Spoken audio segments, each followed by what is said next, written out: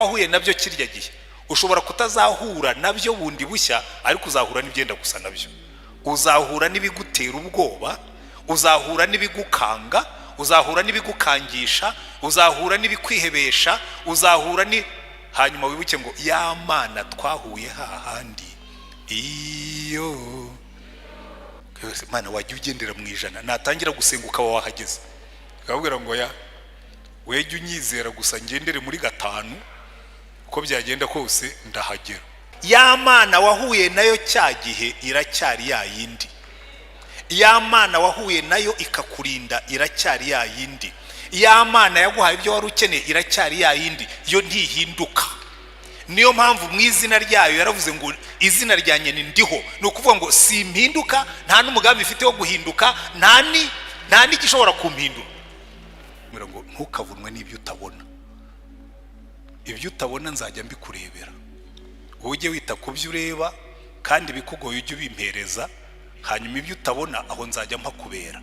Umuntu akaza kuvuga ati abantu barimo mwabaganira, ntabwo bwebwe mubizi. Ibyo ngibyo Imana yarambwiye ngo sinkabitindeho, yo irimo irabireba. Papa urebe ziriya mbwa, twe turakomeza tukurebe. Imana izakureberera aho utareba naho udashobora. Jehova Sabaoth. Samuel wa mbere ibice 17 turasoma duhereye ku murongo wa 45.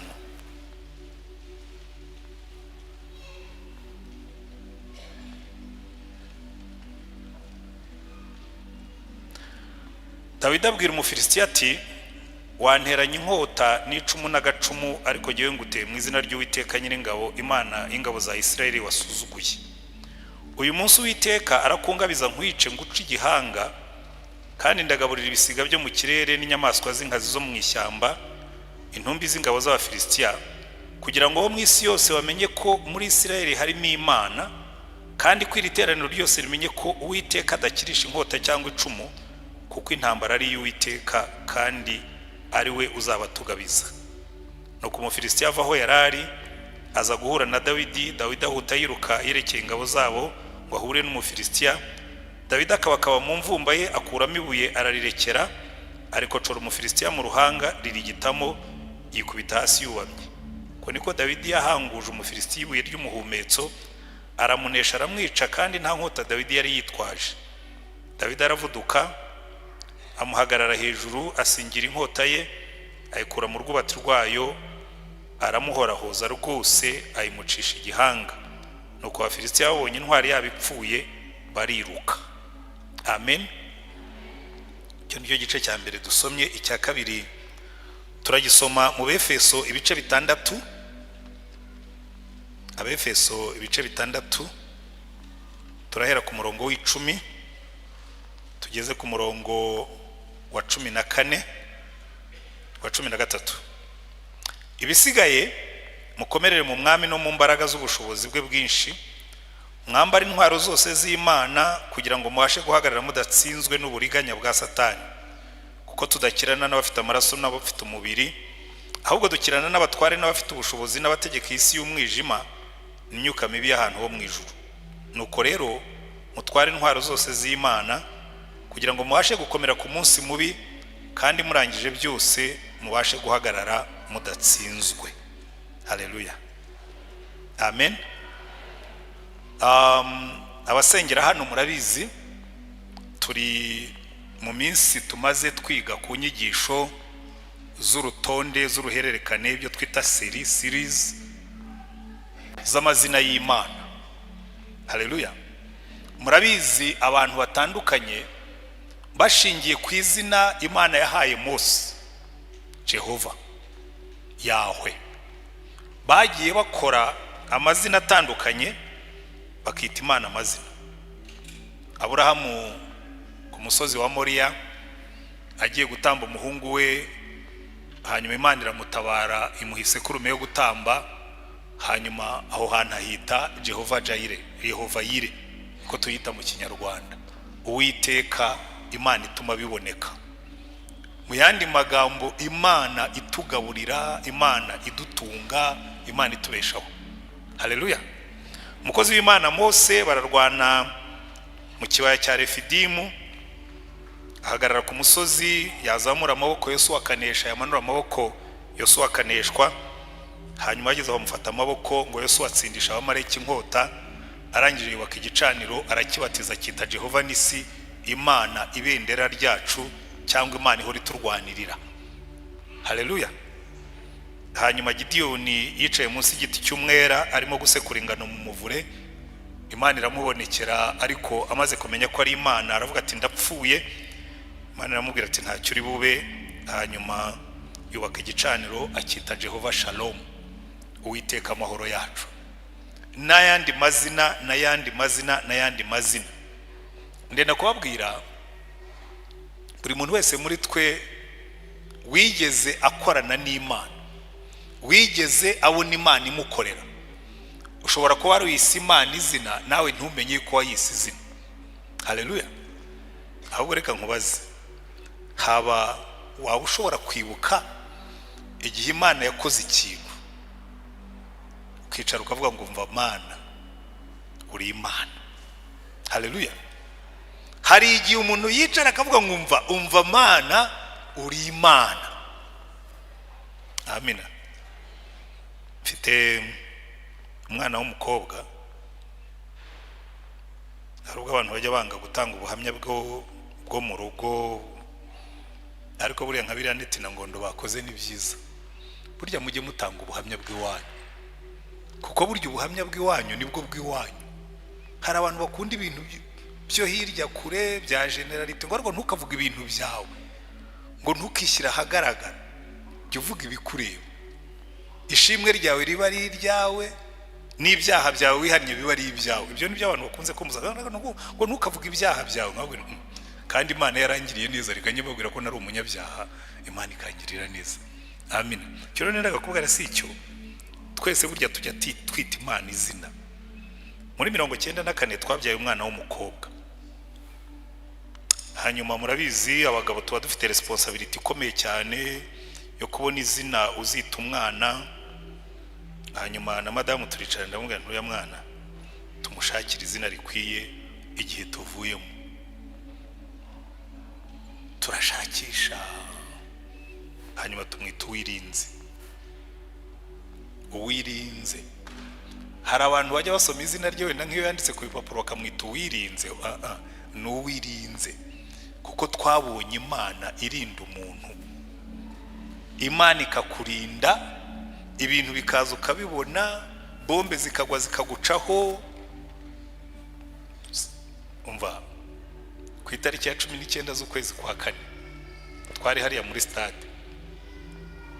Ubugeti yanjye sinzongera kuyimenya, barazihindaguye. Najyaga njyayo kuri 19 z'ukwezi kwa 4, najyaga njya hariya nkicara munsi ya esikariye ya 6, niho twabaga. Nkibuka bombe igwa mu metero 2 aho nasengera. Nari nicaye ndimo gusenga saa 12 n'igice za mu gitondo, kubita igikompura kiraza kigwa mu metero 2 zaho nicaye nka hariya.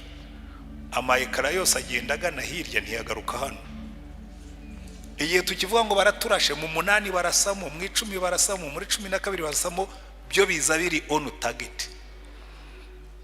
Hanyuma byose birangiye ndavuga ngo twabonye ukuboko kw'Imana iturinda.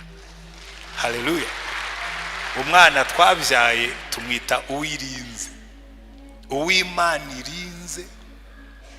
Ukajya umenya ngo Imana ni umurinzi wanjye, agahora ari urwibutso.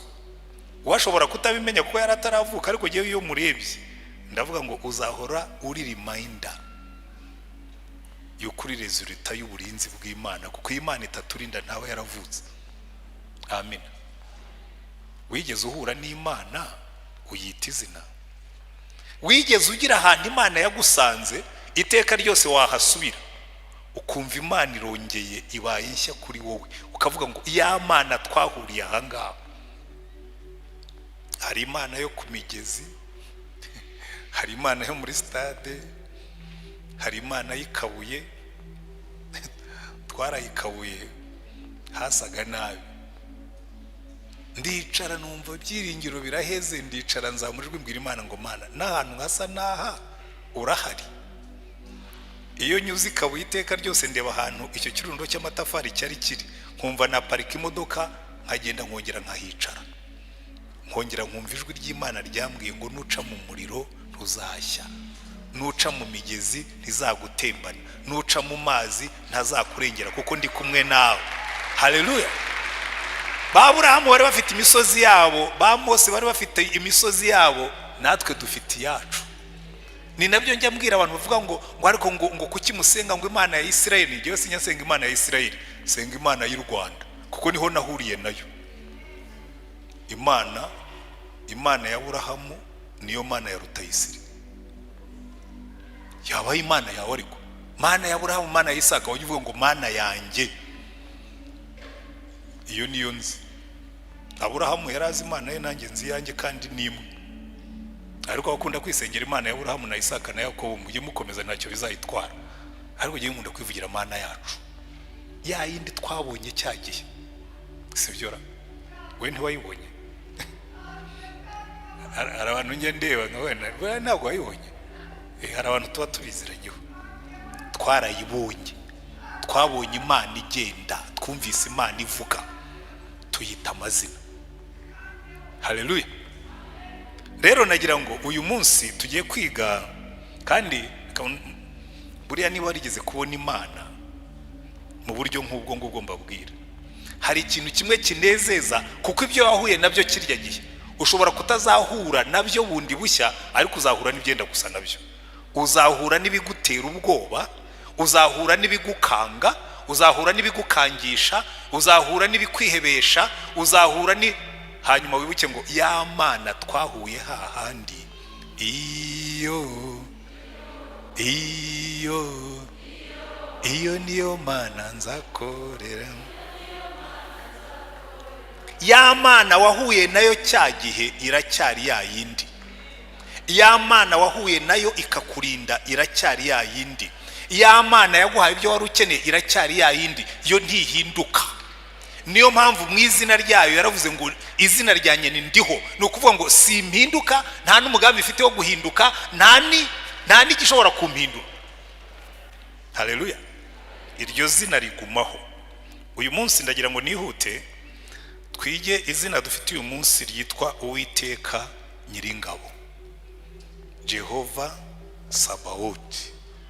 Uwiteka Nyiringabo. Muzi nakoze ubushakashatsi muri Bibiliya, nsanga mu mazina yose abantu bahaye Imana irigaruka kuruta yandi yose ni iri ngiri. Nimufata Bibiliya za abafite telefone zirimo Bibiliya, uze kujya mu ishakiro ushyiremo ijambo Nyiringabo, uraza gusanga riza inshuro zirenze 150. Ushatse Jehova Jaire, Jehova Jire, Jehova Nisi, Jehova Shalom, Jehova Rafa, uzasanga wenda rizamo rimwe cyangwa kabiri, ariko ntabwo rigera mu 150. Izina ry'Imana riza kuruta yandi ni Uwiteka Nyiringabo. Haleluya. Buriya rero iyo abantu bagiye bita Imana izina bakarigarukaho wagombye kubitekereza cyane. Nasubiye inyuma ndashaka, ariko kuki abantu bakunze muri Bibiliya mu isezerano rya kera, ubwa mbere tubona iryo zina ritangira ku gice cya mbere cyo muri Samuel wa mbere, ariko guhera kuri Samuel wa mbere, mbere ya Samuel wa mbere nta iryo zina uribona, ariko guhera kuri Samuel wa mbere riragaruka no mu bahanuzi kurinda bigera kuri Maraki, yitwa Uwiteka Nyiringabo. Kandi biratangaje cyane. Nasubiye inyuma nshakisha ingabo z'Uwiteka, nsanga ari nyinshi pe, zirimo amatsinda 3. Itsinda rya mbere ni ingabo zo mu ijuru, kandi Bibiliya itubwira ngo mu ijuru Imana ifite abamarayika uduhumbi n'agahumbagiza. Mbese Yohana yarababonye ananirwa kubabara. Muze kureba mu byahishuwe ibice 5, reka wenda mpabasomere kugira ngo twihute. Mu byahishuwe ibice 5 Yohana yabonye mu ijuru, umurongo wa 11 aravuga ngo ndareba numva ijwi ry'abamarayika benshi bagose ya ntebe na bya bizima na babakuru, umubare wabo wari inzovu inzovu ubundi ni 10,000. Inshuro inzovu umva wafata 10,000 ugakuba ni 10,000, ariko ubundi ngira ngo ni exposa 10,000, ariko asanga ntibihagije n'uduhumbi n'agahumbagiza. Uyu mubare ntabwo wawubara. Inzovu inshuro inzovu n'uduhumbi n'agahumba, mbese mu yandi magambo aravuga ngo nabonye abamarayika batagira umubare. Izo ni ingabo z'Imana. Haleluya. Kandi mwibuke yuko abo yabonye ni 2/3 by'ingabo zose Imana yari ifite, kuko mu byahishuwe mu gice cya 12 batubwira ko Satani yamanukanye 1/3, ariko uko byagenda kose hasigayeyo 2/3 biri mu ruhande rwacu. Haleluya. Nimwitegereza neza muri Bibiliya muzabona intambara nyinshi zirwanwa n'abamarayika. Ikawenda mbaho ingero 3 kuko zo ni nyinshi cyane, ingero 3 zifatika kandi ziryoshye. Urugero rwa mbere ni igihe Abayisirayeli bari bavuye muri Egiputa. Bibiliya iratubwira ngo marayika w'Uwiteka yagenderaga mu gicu. Amen. Ngo icyo gicu cyagendanaga nabo, ngo kumanywa kikababera igicucu, nijoro kikababera umucyo. Noneho umunsi umwe gihinduka n'umurwanyi w'intambara. Farawo arabasatiriye, imbere hari inyanja, inyuma yabo hari umusozi, kandi naho Farawo aturutse, kuko bari hagati y'imisozi 3. Bari hagati ya Pihayirote na Barisefone na Migidol. Uzi gukubitirwa hagati y'imisozi 3, imbere hari inyanja. Imbere hari inyanja, inyuma hari Migidol, hirya hari Barisefone, handi hari Pihayirote. Kandi Farawo aturutse inyuma. Noneho Mose atangiye gutakira Imana. Imana ngo rero Mose kuki urimo kuntakira? Bwira abantu bakomeze bagende. Mbwira abantu bakomeze bagende, kandi imbere hari inyanja. Arambwira ngo no, imbere hari inyanja ariko si yihari, hari marayika uri mu gicu. Webwira abantu bakomeze bagende. Atunze inkoni, abaturage batangiye kugenda, inyanja iribwiriza irababisa, kuko hari Imana iturwanirira. Haleluya. Ikibazo cy'iyi Imana nuko rimwe na rimwe itangira kurwana ubwoba bwatwishe. Uzareba Imana burya ifite ukuntu igenda buhoro. Kwese Imana wajya ugendera mu ijana, natangira gusenguka wahageze. Akabwira ngo ya wejye unyizera gusa ngendere muri 5, uko byagenda kose ndahagera. Noneho ikintu kinejeje muri iyo nkuru, Mose abwiye abantu ngo nimugende, inyanja iribwiriza irababisa. Niki cyatumye inyanja ibabisa? Igicu kirimo marayika. Noneho ngo cya gicu kivaho cyari kirimuka kijya inyuma yabo, hagati yabo n'Abanyegiputa. Ngo marayika ari mu gicu, ngo arunguruka Abanyegiputa arabaseka. Ntabwo atari ko abagabo ibyo nabakoreye ejo bundi ntacyo byababwiye. Nisha abana b'imfura bose, ab'inka n'ab'ihene n'intama n'abantu n'amapusi n'inkoko, byose icyari cyaravutse mbere cyose cyitwa uburiza. Marayika umwe yari yabitsembye. Hanyuma ngo abwira Abayisirayeli mwebwe mugende, acana fare ndende ngo arabamurikira. Hirya ku ruhande rw'Abanyegiputa arazimya, haba umwijima. Barakomeza baragenda, marayika bareba, ubwo ahagaze hagati arimo arabareba baza, avuga ati ruzi ko abantu bihebye. Ntabwo abonye bageze mu nyanja neza, abwira amazi ngo nimumanuke mwongere musubirane. Imana ibwira Mose n'Abisirayeli ngo Abanyegiputa mwabonye uyu munsi ntimuzongera kubabona ukundi. Haleluya. Abanyegiputa mwabonye uyu munsi ntimuzongera kubabona ukundi, kuko uru rugamba nijye uri bururwane mudafashe ikintu icyo ari cyo cyose. Kandi yararurwanyira rurangiza. Marayika umwe uhagaze mu gicu. Undi munsi umwami witwa Senekeribu araza aridodomba tuka Imana, agira guterwa Imana n'agateruza akagabo kigerezaho koko. Nta nubwo kigiye kubyababanjirije. Ninjoro marayika araza, ingabo 185 arabitsemba. Bucya mu gitondo ingabo zose zashize. Urugamba marayika rurangiza. Rero iyo wavuze ngo Uwiteka Nyiringabo, reka mbaho urundi rugero rumwe ko nari nabasezeranije 3. Mwibuke igihe Yosuwa yaragiye gufata umujyi wa Yeriko. haje marayika mu gice cya 6 cya Yosuwa. Marayika araza ahagarara ahantu afite inkota mu ntoki, ariko yaje mu isura y'umuntu. Yosuwa nka generali mukuru w'ingabo aravuga ati byari byose nigiye ugomba kuvugana n'uriya mugabo uje yitwaje inkota akazagana ikigo cyacu. Araza muhagarara imbere yo kwema inkota ye nawe aravuga ati uraje ngo turwane cyangwa uje kudufasha? Marayika aramureba aramuseka, nawe yewe ubanza ukuremo ibyo bikweto byawe kuko ndabona biriho n'ivumbi ryinshi, kandi aho hantu uhagaze ubwo uri imbere yanjye nahera. Yosuwa aravuga ati karabaye, ngo akuramo inkweto yikubita hasi ararambarara. Marayika aramubwira ngo ubu rero ngewe nje kuba umugabo w'ingabo z'Uwiteka. Yosuwa nibeshya yuko aje kuba umugabo w'ingabo za Isirayeli, aramubwira no nje kuba umugaba w'ingabo z'Uwiteka. Bivuga ngo urugamba rw'Iyeriko rwarimo amatsinda abiri y'ingabo, izarwanaga zigaragara n'izarwanaga zitagaragara. Haleluya. Ubibwirwa n'iki ko harimo ingabo zitagaragara? Icya mbere, marayika niwe watanze strategy y'urugamba. Aramubwira ngo mugende muzenguruke Yeriko mwambaye agapfukamunwa, nta kuvuga. Buryo natekereje impamvu Imana yabujije Abisirayeli kuvuga bazenguruka Yeriko, nsanga yari ifite impamvu. Iyo abantu batangiye kuvuga bavuga ibiteye ubwoba, iyo abantu batangiye kuvuga bavuga urucantege. Bagati buriya birashize, murebe ukuntu ino midugudu ikomeye, murebe bari abantu barimo ni barebare, bya bindi byari byaracanye. Imana yavuga ngo muzazenguruke mufunze umunwa mutavuga. Bumva iki? Bumva amakondera y'Uwiteka gusa abari imbere. Bazenguruka 7 ku munsi wa 7, ngo ku munsi wa 7 muzabyuke kare kare muzenguruke 7 umudugudu, ku nshuro ya 7 muzavuza akaruru. Ntabwo bari bazi kiri bube bavugije akaruru, babikoze nk'uko babwiwe, basubira mu ngando. Nibwira ko abantu b'Iyeriko bagomba kuba barabwiye abasirikare ati mujye kwiryamira, turabona bari abagabo nta mugambi bafite wo kurwana. Abantu barifata bakavuza ibikondera bakazenguruka umurwa, ntibarimo kubaka ibyo kuririraho, ntibarimo no gushaka ibyo amabuye yo gutera, baraho gusa baravuza amakondera bakazenguruka bagasubira mu ngando. Bari iby'urugamba ntabyo bazi.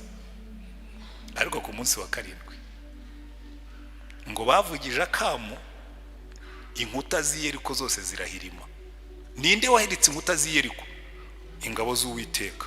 Kubera ko wa marayika wari waje kubafasha kurwana, we yakoze ibyo badashobora gukora. N'ubundi iteka ryose n'ikimana ikora, Imana idukorera ibyo tudashobora gukora. Haleluya.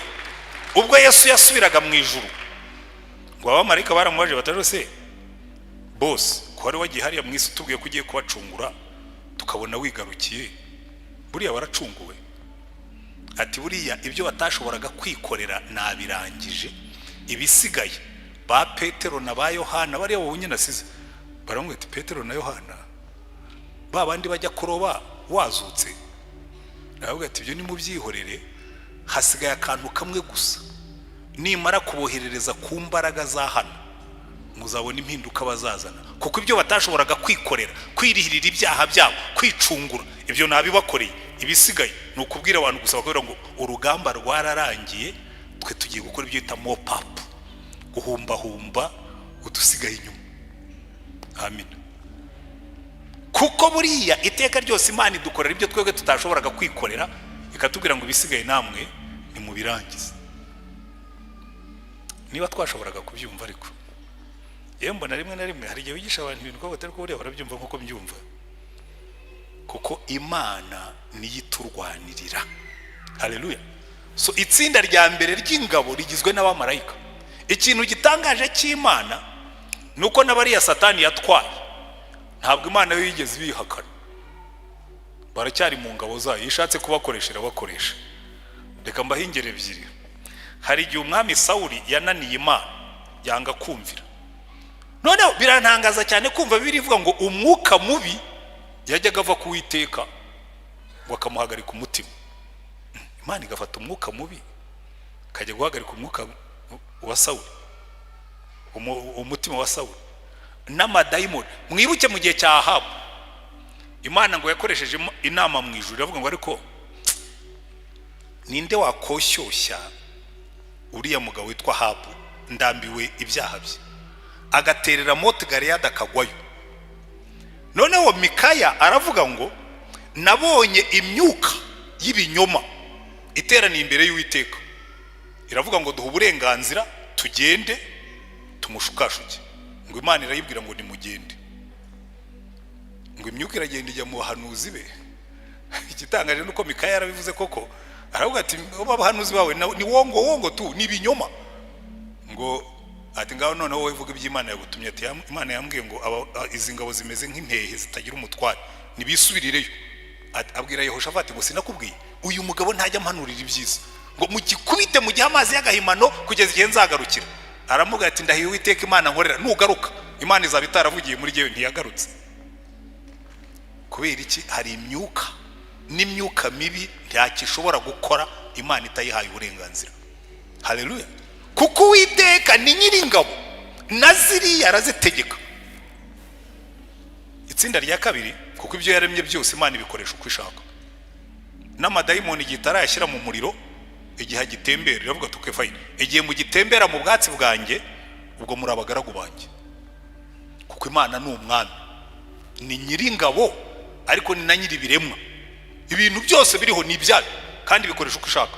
Nibyo byigometse, nubwo wigometse uranyumvira kuko ninkutegeka uragenda. Iyo niyo Mana yacu, Jehova Sabaoth, Uwiteka Nyiringabo.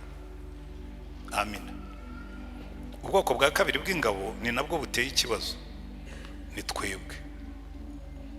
Ariya magambo twasomye yo mu Befeso, Imana twe idufata nk'abasirikare, ikavuga ngo mwambare intwaro zose z'Imana. Ubundi umuntu yambara intwaro ari umusirikare agiye kurwana. Mwambare intwaro zose z'Imana kugira ngo mubashe guhagarara mudatsinzwe. Niyo mpamvu rero mbabwira ni buriya ubwoko bw'Imana, abera b'Imana ni ingabo z'Imana, ariko muri biriya byose turi bubone nizo ngabo zikojeje isoni. Umva, ubundi ikintu kimwe kiranga ingabo zirangwa na obedience, no kumvira amabwiriza. Ingabo zigendera kuri gahunda, niyo umurimo wabo ukomeye zirumvira, niyo haba ari ninjoro zirumvira, niyo haba ari mu mvura zirumvira. Abarimo hano babaye mu gisirikare bashobora kubivuga kundusha. Ingabo ubundi ikintu cya mbere kiranga ingabo nyangabo ziyubaha, zirangwa n'ikintu cyitwa discipline na obedience. Iyo ufite ingabo zigenda uko zishakiye, nta ngabo ziba zirimo, ibyo ni akajagari. Ariko twebwe muzarebe, turavuga ingabo za Yesu koko, uretse ko hari n'abitirira iryo zina. Kera twajyaga turirimba ko rasi, none ntitukirimba kuko hari ababyitiriye bakora ibintu by'amafuti. Si ibyo nababwiraga, biyise ingabo za Yesu z'abanyamafuti. Ariko reka mbere iki, izi ngabo kategori 2 nizo Imana ibwira ibintu zikajya impaka.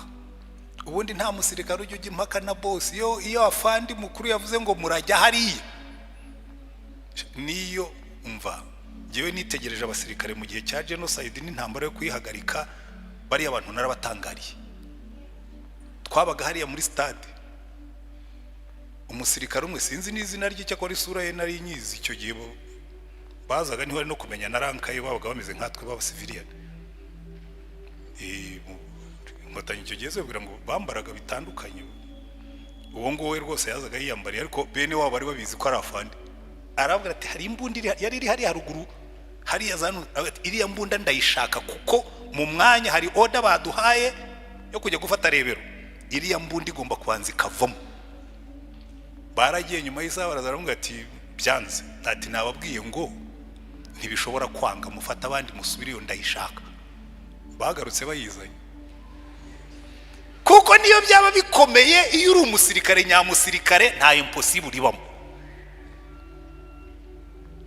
Niyo mwagenda mugakomereka babaha abandi kugeza igihe iyo target igerwaho. Ariko muzarebe twebwe turiyorohereza.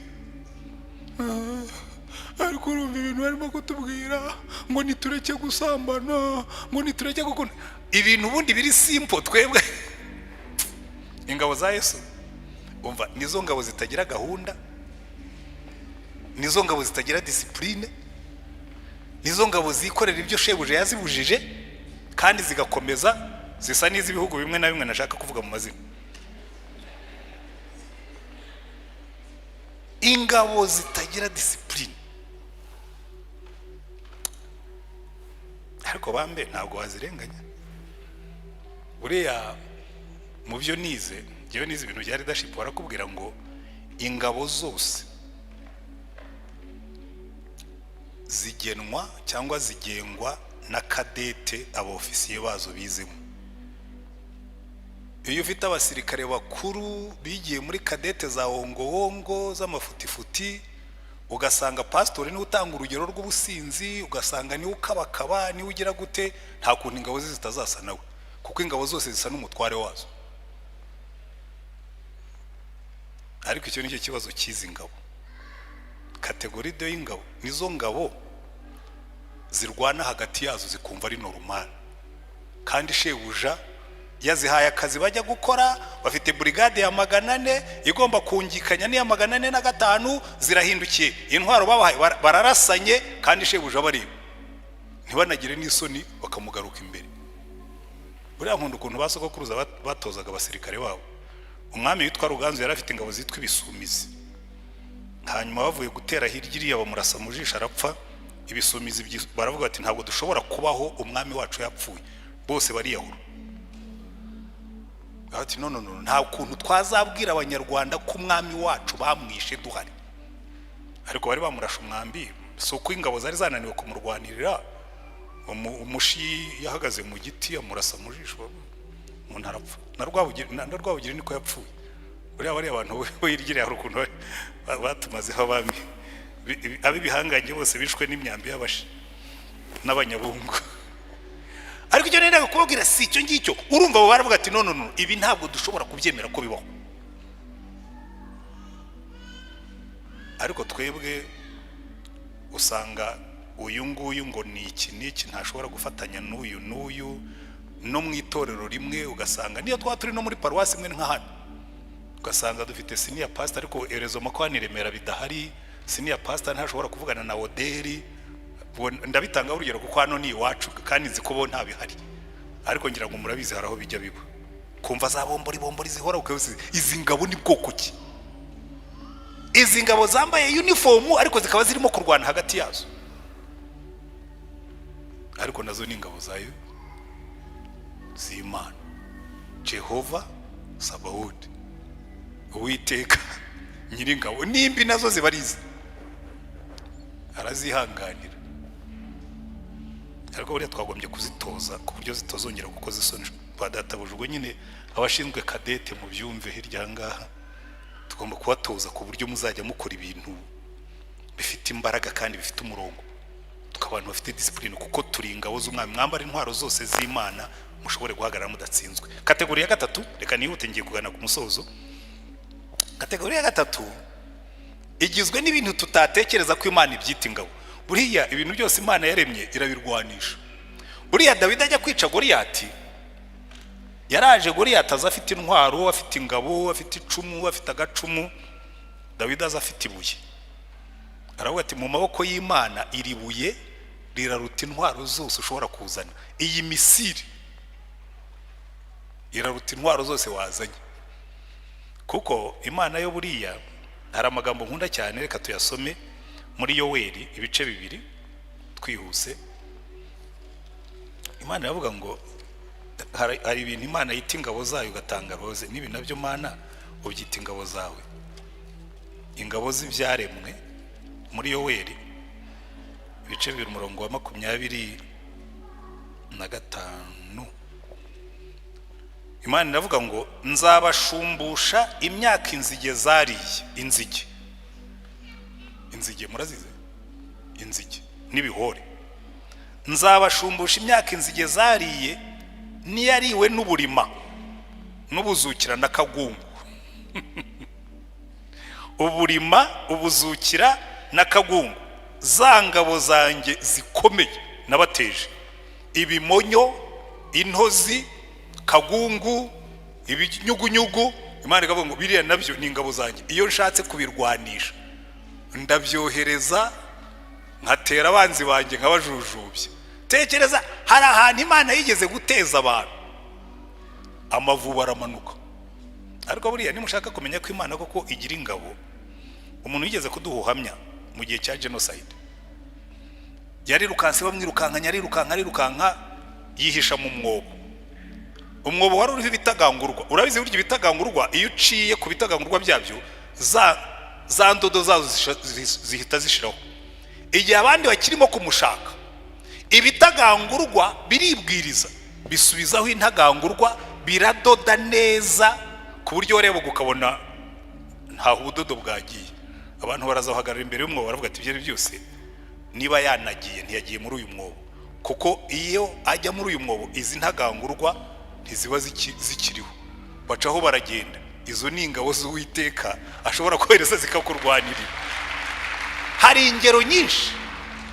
Abandi birukankanya umwana aragenda yicara munsi y'igiti, harimo umutiba w'inzuki. Sinzi cyamanuye umutiba w'inzuki, wikubita hasi, inzuki ntizamurya ariko zirara muri ba bantu. Ushogojogo zirabi. Ubwo n'ubuhamya tugenda tubona. Ibintu byose Imana ishobora kubihinduramo ingabo ikabikoresha iyo ishaka kukurwanirira. Haleluya. Niyo mpamvu Imana ivuga ngo za ngabo zanjye zakagungu n'uburima n'ubuzukira n'ibimonyo n'intozi, ngo za ngabo zanjye nabateje. Rero Imana yacu niyo mpamvu ivuga ngo ndi Imana nyiringabo. Haleluya. Ariko reka nangirize kuri ijambo Dawidi yabwiye Goliyati. Yaramubwiye ngo rega Goliyati, ibintu urimo gukora nuko utasobanukiwe urwana nawe. Yaramubwiye ngo uru rugamba si urwanjye, uru rugamba ni urw'Uwiteka nyiringabo, nguteye mu izina ry'Uwiteka nyiringabo, Imana y'ingabo za Isirayeli wasuzuguye.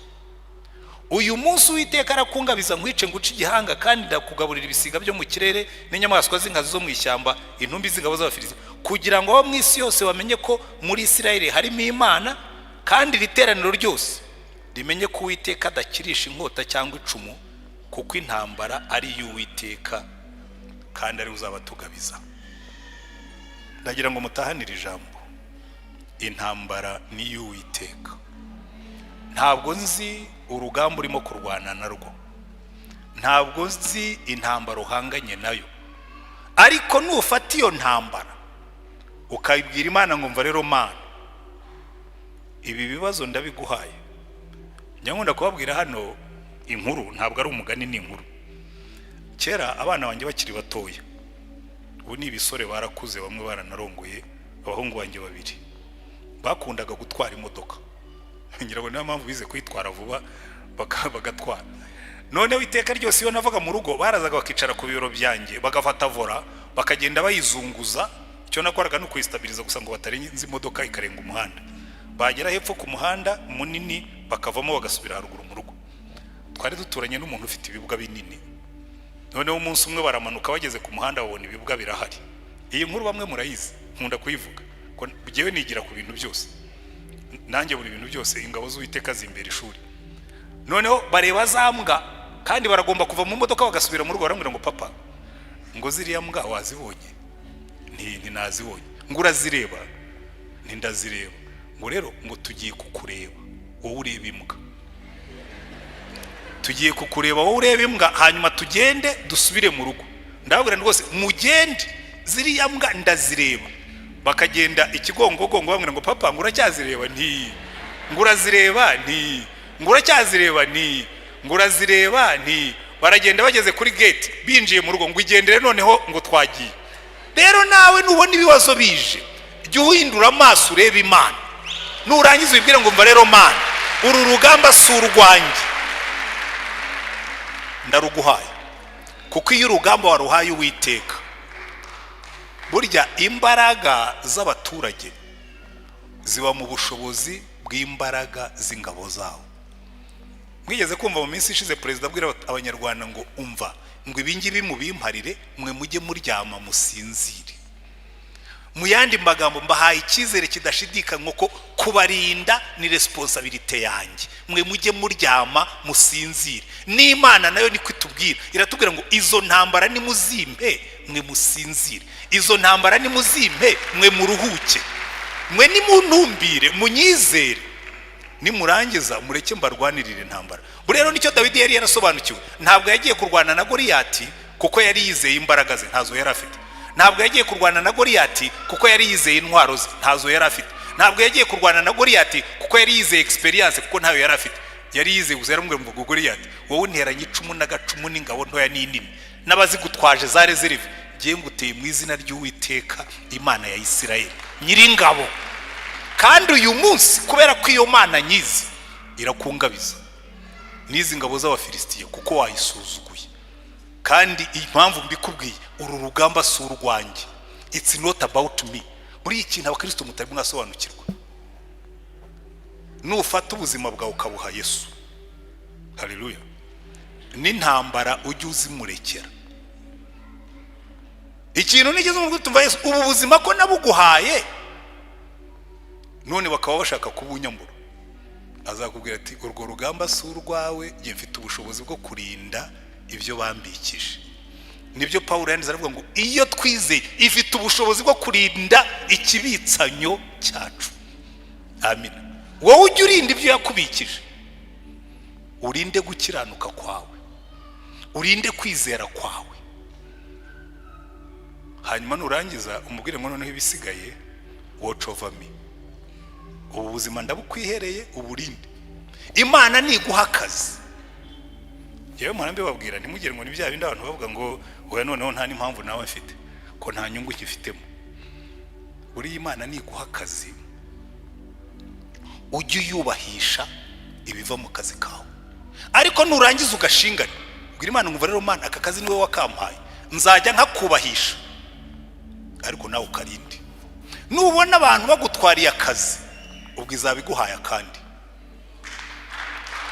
bizabiguhaye kandi ibyo guaranteed, ndabikubwira. Nuba ufite business jya ukuramo ibyo wubahisha Imana, kuko ubwo muzaba mwacanze umutungo.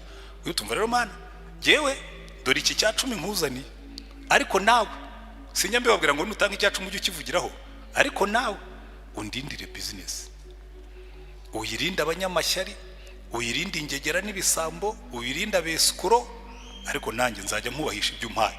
Uzabuzi ngo iyi Mana iyi business nayihaye nizayicunga, kandi iryo ni isezerano ryayo. Urugamba si urwawe, n'urwayo. Jehova Sabaoth, Uwiteka Nyiringabo, Imana iturwanirira. Amina. Umutekano w'abaturage uva muri discipline n'ubushobozi bw'ingabo z'igihugu cyabo. Urumva buriya mu bantu bagira security, abanyamerika bo, iyo umunyamerika agiye ahantu arabanza akiyandikisha muri ambasade bakamenya ko hari, kandi bigira umumaro. Twigeze kujya Sierra Leone, reka ndangirize kuri iyo nkuru dusenge. Noneho tugezeyo tumazeyo iminsi 4, twari hamwe n'abanyamerika twagiye kwigisha abanyamasengesho baho. Intambara iraturika hagati witwa Paul Kuruma n'uwitwa Fode Sango. Intambara iraturika mu mujyi. Abanyamerika kubera ko yari yandikishije kuri ambasade bahise bohereza imodoka yo kuri ambasade izaho twari turi, bati tuje kukujyana. Batanze itegeko ngo tweva ko abanyamerika bose. Aravuga ati ntabwo nshobora gusiga abagenzi banjye n'igihe wabazanye. Bavuga ati uko byagenda kose bazane nabo tubajyane. Turagiye badukubita mu ndege ya UN, baratwambutsa batujyana hakurya Conakry, kubera yuko hari abaturage bafite umutekano kuko ingabo zabo zihora ziri maso. Amina. Imana yacu reka kubwira ngo izi ngabo zose ziri mu service kandi ndiso. Umutekano wawe ni responsibility yanjye, ariko icyo ugomba gukora ugomba kubuzwi ko hari. Amen. Ugomba kubuzwi ko hari, hanyuma hasigaye nawe ukaguma munsi y'igicucu cy'isumba byose aho turindirwa. Jehova Sabaoth, Uwiteka Nyiringabo. Wenda wicaye mu no munsi ufite intambara nyinshi urimo kurwana, ibintu birakugoye pe, birakuruhije, birakunanije, ariko uyu munsi ndakubwira ngo fatira ijambo rigira iryawe ngo uru rugamba si urwawe, rufata urwegurira Imana. Nuzicara mu kazi urimo gukora ukabona abantu rwose akazi kawe wakundaga abantu barimo baragashaka, barimo barakanuganuga, ujye wicara uvuge ngo hari ikintu kimwe nzi, hari Imana indwanirira indebereraho nge ntareba, nicyo nyikundira. Amina. Iyo ufite imyaka nk'iyanjye hari byinshi waramenye ku Mana, ubona nakomeza nkarondogora nkomeje, ariko hari ikintu kimwe nzi. Hari ijambo Imana yigize kumbwira ngo ntukavunwe n'ibyo utabona. ibyo utabona nzajya mbikurebera, ujye wita ku byo ureba kandi bikugoye ujye ubimpereza, hanyuma ibyo utabona aho nzajya mpakubera. Umuntu akaza kuvuga ati abantu barimo nkabaganira, ntabwo bwebwe mubizi ibyo ngibyo Imana yarambwiye ngo sinkabitindeho, yo irimo irabireba. Papa urebe ziriya mbwa, twe turakomeza tukurebe, Imana izakureberera aho utareba naho udashobora. Jehova Sabaoth.